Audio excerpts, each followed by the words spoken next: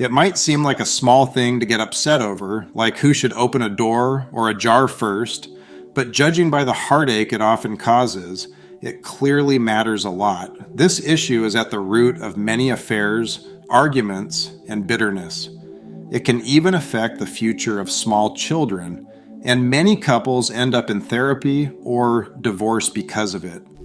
At the center of this drama is the complexity of one person, late at night in the dark, reaching out to touch their partner, signaling a desire for either sex or a cuddle, and getting little or no response in return. This moment is more charged than one might think because it's less about making love and more about feeling wanted. The willingness to initiate intimacy can seem like a test of whether one is valued in the relationship and whether the relationship itself is still viable. If one person never initiates or responds half-heartedly, it can feel like a declaration that they don't love their partner.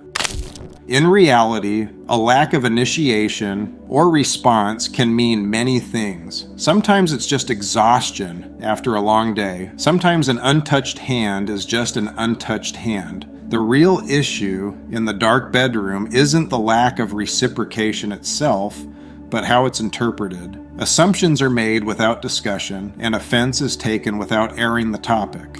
Underlying this is a deeper problem: shame. Unreciprocated touch becomes dangerous when it meets self-doubt or self-hatred.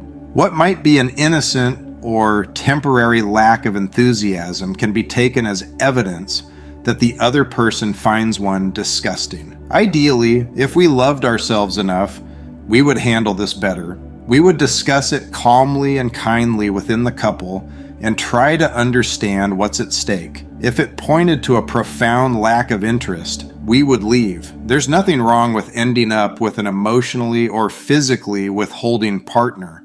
The problem is staying once we know this. But when we feel overly ashamed, these options aren't available to us. Unresponsive partners reinforce feelings of unacceptability, making us bitter, mute, and fragile. A history of not valuing ourselves makes it hard to complain about poor treatment, let alone leave for a better relationship. As self-hating lovers, we can't calmly and strategically say that we feel rejected and need change. We either stay silent and might have an affair, or explode into a rage that ensures our message won't be heard. We lack the courage to interpret the signs and change the relationship course effectively. In the tensions around unreciprocated touch, we see a broader problem in love. The struggles when we can't ask for what we want, when we feel we don't deserve happiness, and can't handle frustration or respond to our misery adequately. We shouldn't leave the untouched hand in the dark for too long. We should dare to turn on the light, express our pain, and consider our options without shame.